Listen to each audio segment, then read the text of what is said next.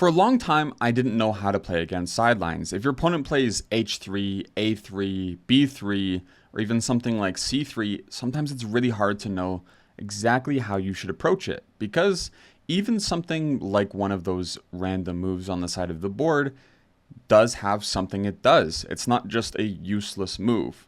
And taking that into account and making sure that you're playing accurately and just the best you can sometimes be difficult.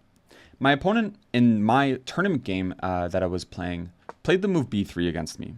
And luckily I had some preparation on not just b3, but just generally how to approach sidelines. And this is pretty much what this video is about. So I would recommend something, especially against b3 or even something like g3, to do something that is generally incredibly solid.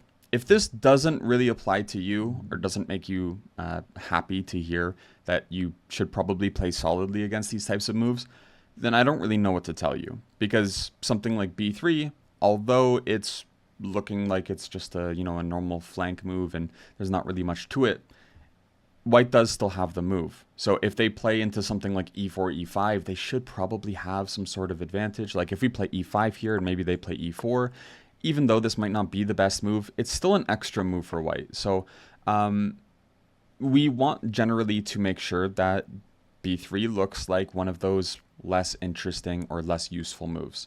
And that's why, especially here, I would recommend d5. Now, it doesn't just end with d5, but there's a bunch of reasons behind this move. First off, it lets you transpose into openings that are in d4. For example, after something like bishop b2, well, we'll get into bishop to b2 actually, but let's just say knight to f3. Here we could play something even like knight to f6, or still bishop to f5. But let's just say we play knight to f6, and then they play something like e3, e6, and then c4. This is totally fine for an opening for both white and black, and this probably gets you back into what your repertoire would look like if you play something, especially like the Queen's Gambit declined. So the problem is, what if they continue playing on the sidelines, or again, what if they kind of let you get other options in? That's where I recommend just playing a London system as black. The reason why is because the London system, if we just take a look at it and we switch sides here and we play something like d4, d5, and bishop to f4, generally, even here, if we choose some random moves for black, let's just say black plays b6 and knight f6. Well, b6 doesn't really feel so appropriate against the London system, does it? Especially this move. Now, this is where I guess everything comes to fruition, and we're talking about transpositions. Basically, we're trying to transpose into openings where we're probably a tempo down, but that tempo doesn't mean much. In something like e4, e5, it could mean a lot, but in something like the London system, feels a little bit more like it's closer to equality. And when we're playing with the black pieces, going for something that feels close to equality feels quite nice. Here, of course, one of black's best ideas is to go c5 and queen to b6. Now you can imagine why this doesn't really work when you play b6, because when we switch sides and go into b3, d5, and then bishop to b2 and bishop to f5, the London system, if c4 is played, we don't have to take it. If we took it, now they could eventually go for queen to b3. But if we just leave the tension with something like c6 or e6, queen b3 is not coming. And that's exactly why I recommend the London system with the black pieces, especially if your opponents aren't really doing anything. So let's go through the game and actually see pretty much how things went from here. After e3, I played e6. Again, this is just kind of like the normal London system setup.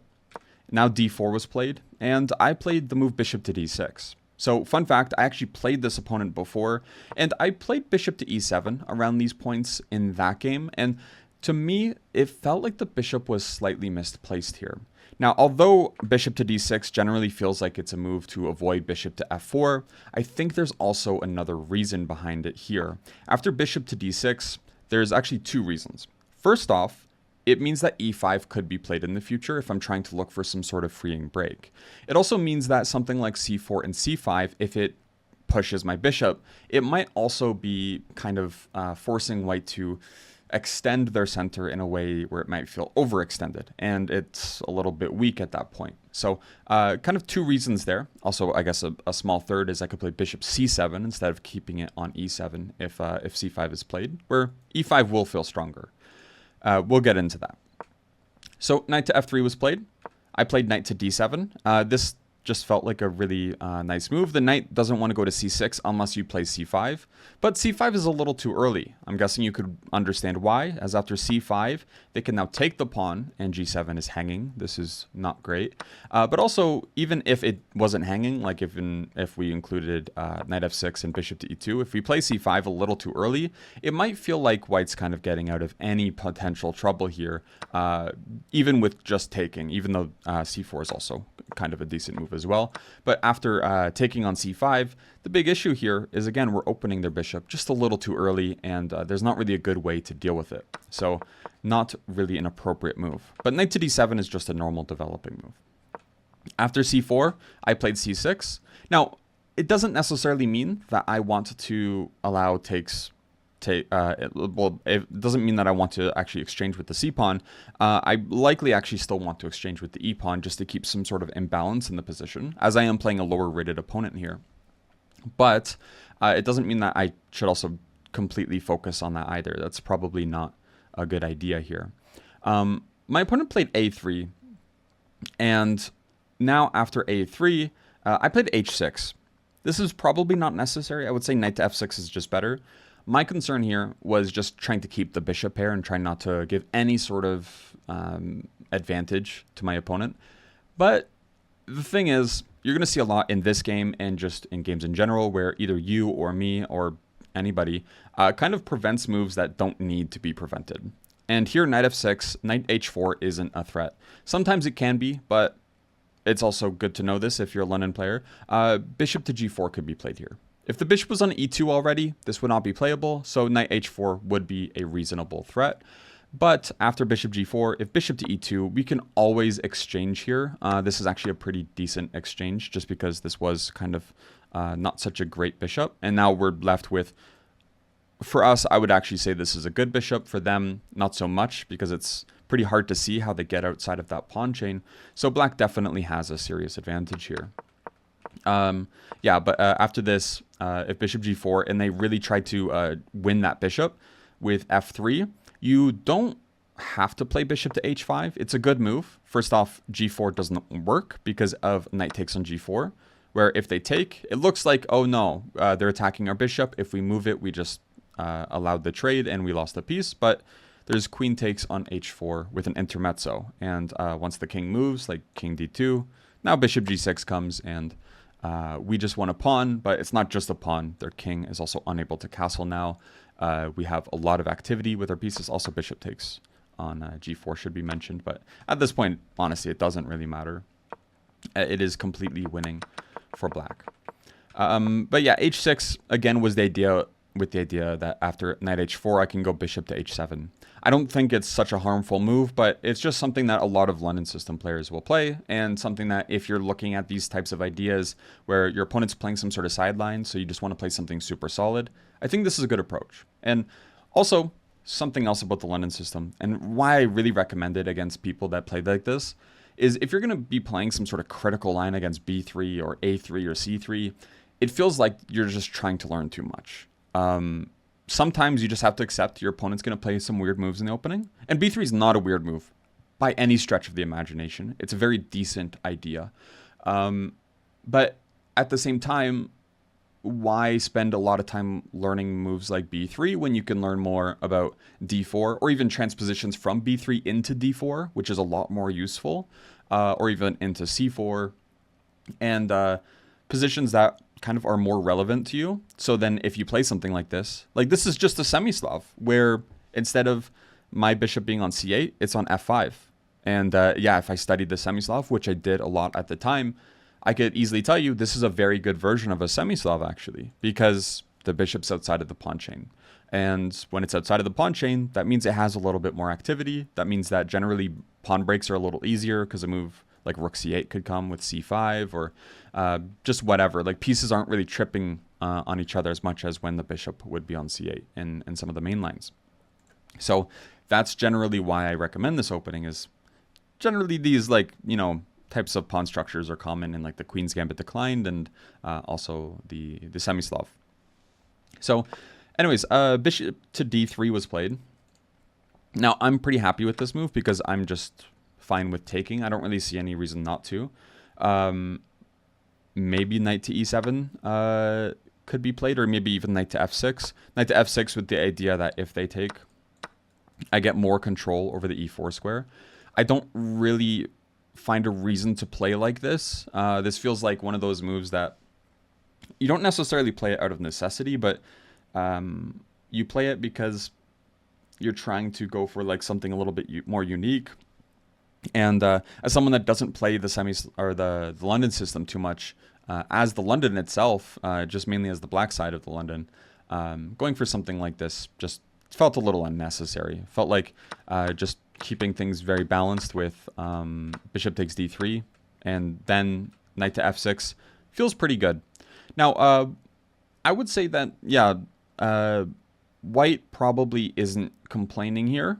They have like a normal-ish position. Eventually, they got to go for something like maybe e4 just to try to get like a hanging pawn structure. You can imagine something like knight bd2.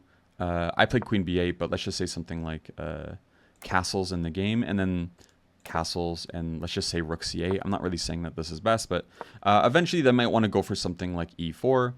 Just to hope for a position like this, takes, where they have like these hanging pawns, and eventually maybe d5 could come, where they could start actually using their bishop a little bit more. But I don't really give them that opportunity so easily, and that kind of starts with my next move, which is queen to b8.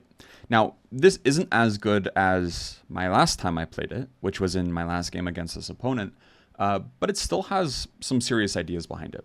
The first one is e5 is obviously kind of being prepared more and more and more. And if I get to play a move like e5, then generally it might feel like my pieces get a little bit more freed. It's also, there's something wrong with it too, which is that it does open up their bishop. So there is an argument against it. But in my case here, I'm arguing that it's not such a big deal, especially if I end up just trading those bishops off anyways. And I'm okay with things like liquidating, even though I'm playing a lower rated opponent, because I played them before, and something that we're going to see that happens later on, and also happened in the last game, was generally when the positions were like kind of drifting more towards like this kind of drier position. It feels like a lot of lower rated opponents tend to misevaluate those positions a little bit more, and not just misevaluate them, but also kind of play them a little too, not quick. I'm trying to think of the word. They rush those positions, I guess, is the best word to say it, and tried to like make some sort of like change in a drastic way where it doesn't really work out. So like impatience, I guess, might actually be the best word there. So we see h3, I castle, and then we see rook to c1. So here b5 is actually quite strong, but I didn't want to play it. I did see b5 positions in the last time we played again, and I saw that those ones were working out quite nicely, but I thought this one was just a little bit better for my opponent. And yeah, it is the case that b5 here works out a little bit better than it did in the last one. But I just kind of wasn't comfortable here. First off, I'm not really too afraid of c5 ever, because after bishop c7, it feels like anytime c5 is played, e5 becomes stronger. And vice versa, if e5 ever gets played, c5 for black can become stronger. For example, like the French defense. You can imagine, like, you know, when you play the advanced French, c5 is one of the stronger moves to try to undermine that center. So, yeah, but the thing I was kind of worried about was c takes b5, and then rook c6.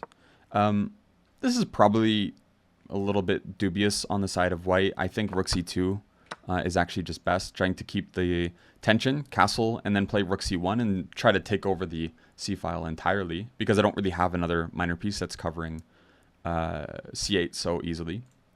So this might give white some decent positional chances. I think a5 and maybe even like a4 or something would be a good way to make some counterplay. But yeah, that's kind of why I felt wrong about it, or bad about it. But let's actually go into the line and see why it's not as good as I thought. So here, when you see this position, you think you cannot play rook c8 because after takes and takes, you lose b5. But again, you have to calculate this all the way from when you played b5, and not just this position, but other ones as well. This was kind of what I was worried about, but after queen takes b5, there's actually no worries at all. You just go queen c2, and this is completely winning. The bishop is hanging, and if you deal with it in the only way you can, which is bishop to a1, queen c1 check picks up the rook on h1. So they pretty much have to take, and then they should castle. But now we can go queen b7, and if rook c1, we could actually just go rook c8 again.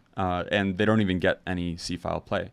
And here it's a little bit different, where taking on b5 kind of isn't as bad, because after queen c2, bishop to a1, there's no queen c1 check picking up the bishop. Instead, there's queen c1 check and queen f1. But we could just take on a3, and this offers us a really, really nice position. So again, trying to evaluate all of that type of stuff with b5 here felt a bit unnecessary.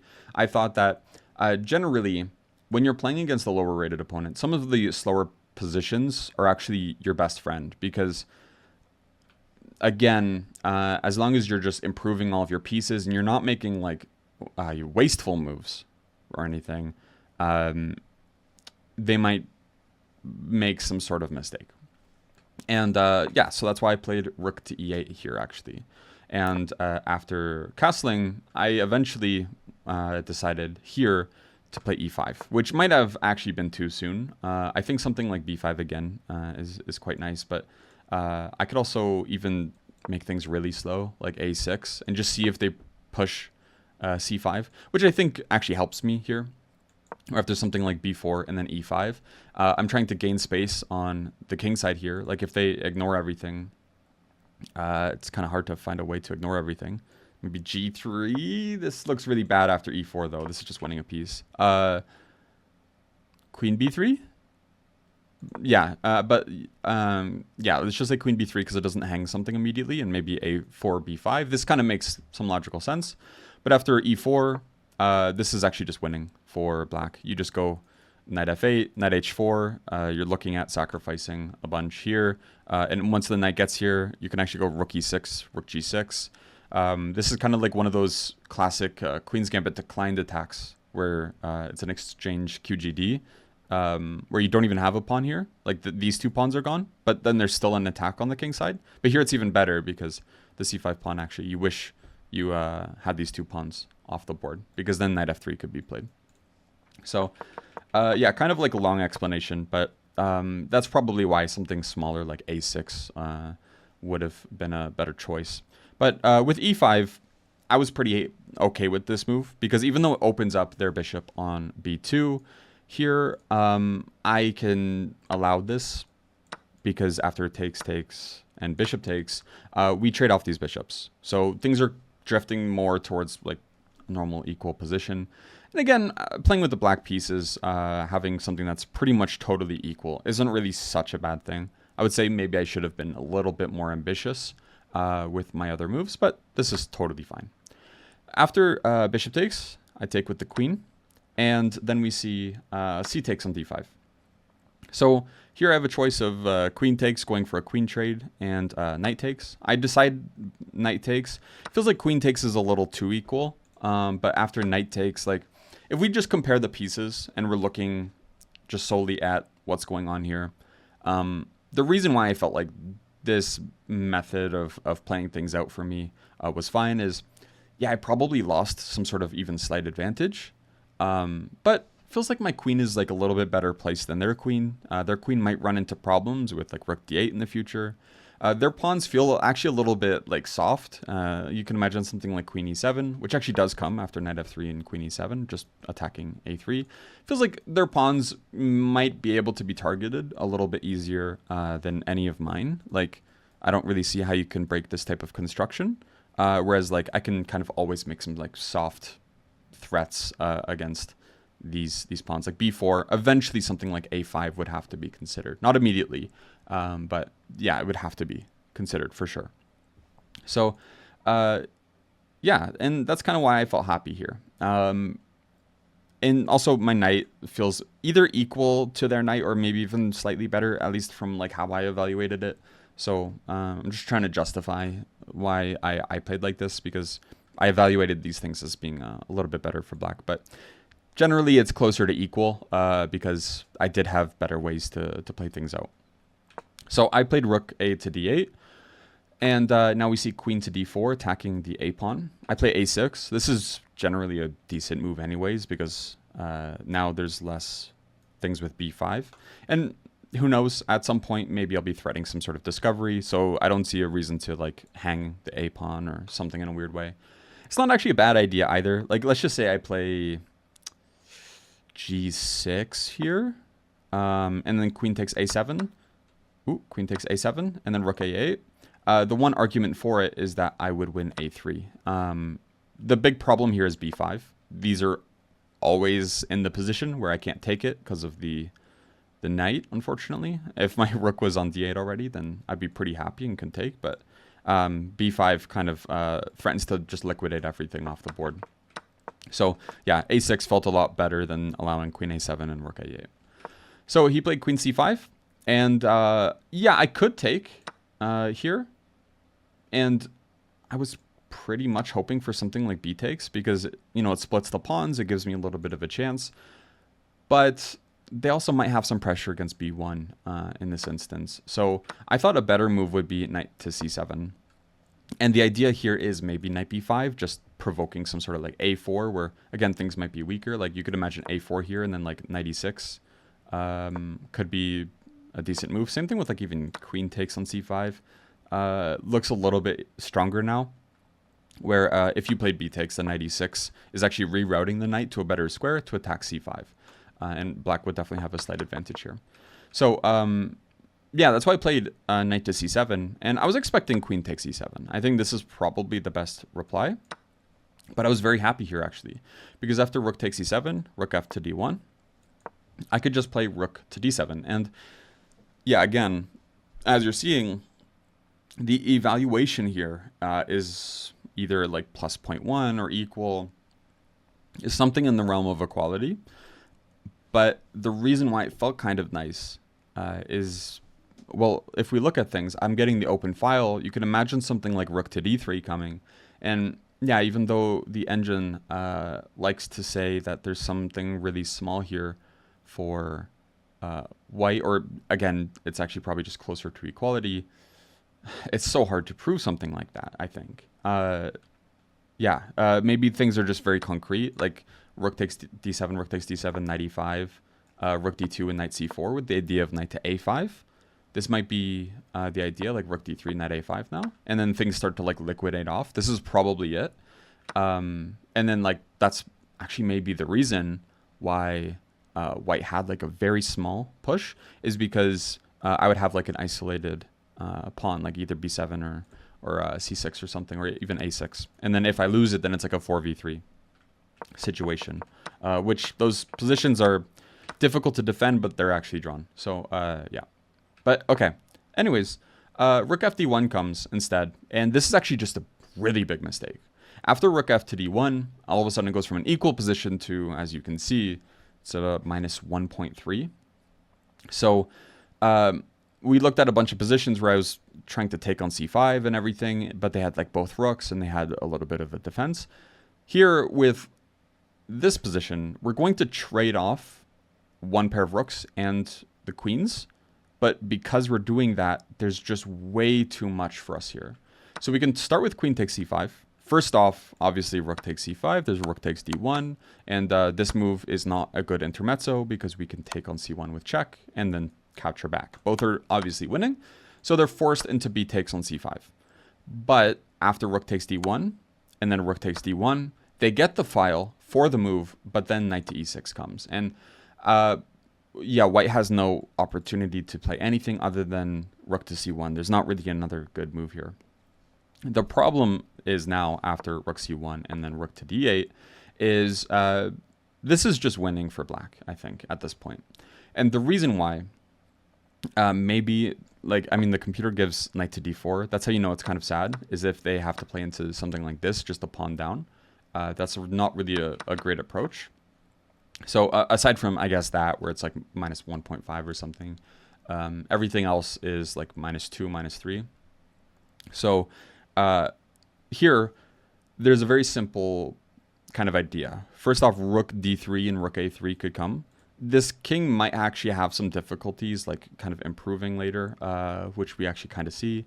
But rook d5 is a threat. And how do you stop rook d5 comfortably? Because if you try to go for counterplay with rook to b1 when I take with the knight instead of taking with the rook, then it actually defends b7. And that's kind of like a big idea here. For example, if rook b1, I could take. This is just like a trying to understand exactly why this position is so easy to win, is that even if they try to go for counterplay with rook c1 and then I move back, they can't even go rook b1 again trying to go for like a repetition, because I just go b5 at this point. And if rook c1, I can go c5. And then eventually maybe something like even a5 and b4.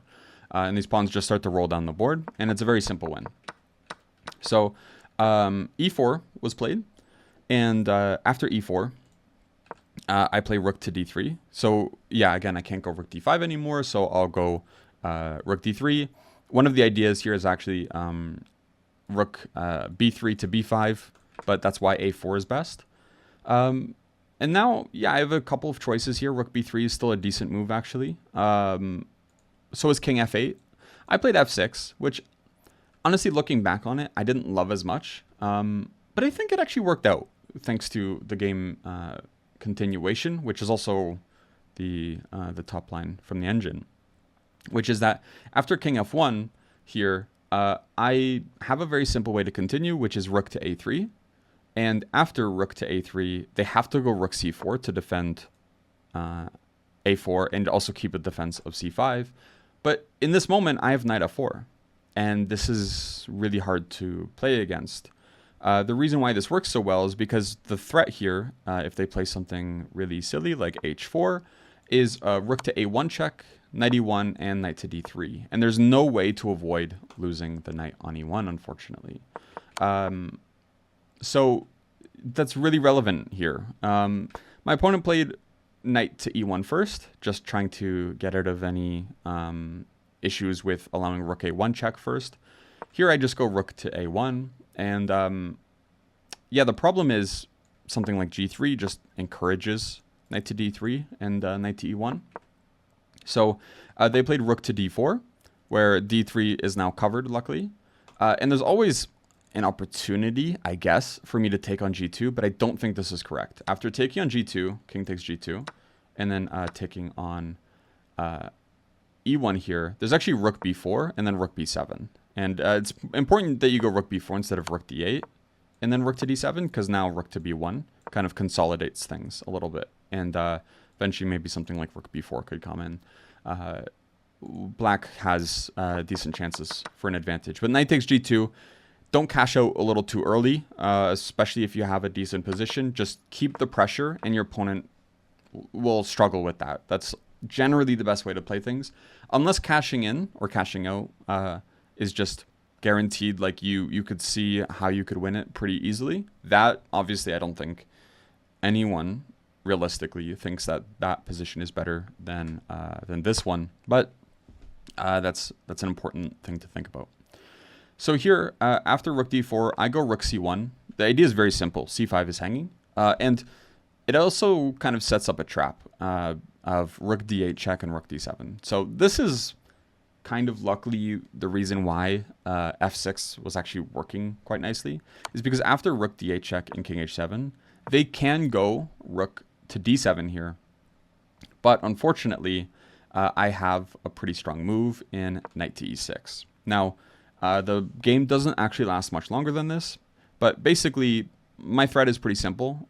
I would like to take on c5. This defends the b7 pawn. They could play king e2, but after knight c5, I mean, I'm getting out of things. And even if we go into some sort of endgame here with knight to d3, takes, I could play something like b5, I imagine here. Oh, rook a7. I got to be careful here.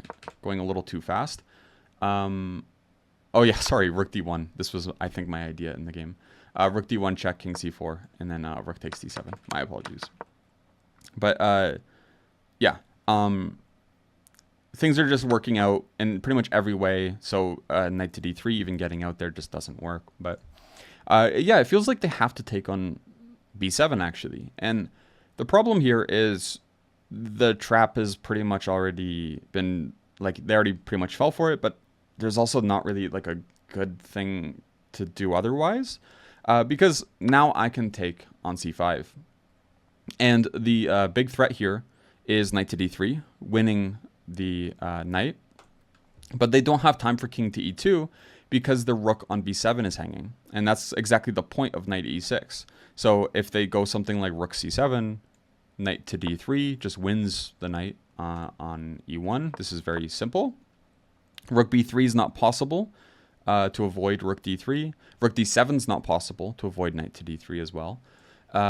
So the only other move that could really be thought of here is rook to b2, where now after knight d3, at least they have rook e2, but this actually loses for a different reason here, which is rook takes on e1. Although it is actually the case that this is winning as well, because they're just like way too tied up here. And even something like f3 doesn't really work because there's no king to f2 to get out of the pin. You could just go c4, a5, c3, and then I'm guessing you could probably even just go c2 when the moment comes. Like it says rook e3 could be played, but now there's rook takes e1 and then c2. Like this, yeah, it's kind of ridiculous, but yeah, you could obviously play it like that. But I mean, the simplest thing is just to play rook takes e1, where after king takes e1, knight d3 check wins. And that's why that's exactly why my opponent resigned after rook takes on e1 with check. So, yeah, that's a game that kind of shows why I like playing things like the London system with the black pieces. Again, if your opponent's playing some sort of like weird flank move and you're not really sure what's going on or what to do, first off, you probably should look at what you play against things like d4. Like, for example, if you see h3, it's probably best to play like d5, or if you're a knight f6 player, maybe something like this. Then after like e4, you could obviously take it, so you're not worried about that anymore. But like against d4, if you're like some sort of like e6 player and c5 after, or if you play d4, d5, then maybe something like, against this, you could just play d5 and just try to play things like, again, something where like you're playing your opening, but just a better version of it. And another example is like if you're a French player and you play e6, d5, and this bishop's not really so great, that gives you the chance against these types of openings to play something like bishop f5 and then e6, where you're playing that French, but just with the bishop outside of the pawn chain. And then you can go for your c5 stuff later, which is awesome. So, yeah, that's pretty much my advice on how to treat sidelines. I hope that was useful. This was round 1 of the tournament that I'm covering. And this is actually a peak rating for me, by the way, 2143. I gained like a ton of rating over a bunch of different events. Unfortunately, the rest of this event is going to be pretty bad, just as a quick heads up. So a lot of things that I can take away from it that I did really bad, and we're actually nearing the end of my older chess games, and then I took a break, and then I started back again earlier this year. So we'll finally cover games that I've been playing recently and what my newer chess kind of looks like, which also doesn't really start off well, but it got better. I swear it got better. Yeah, that's it. Hope you guys enjoyed, and I'll see you in the next game. Bye-bye.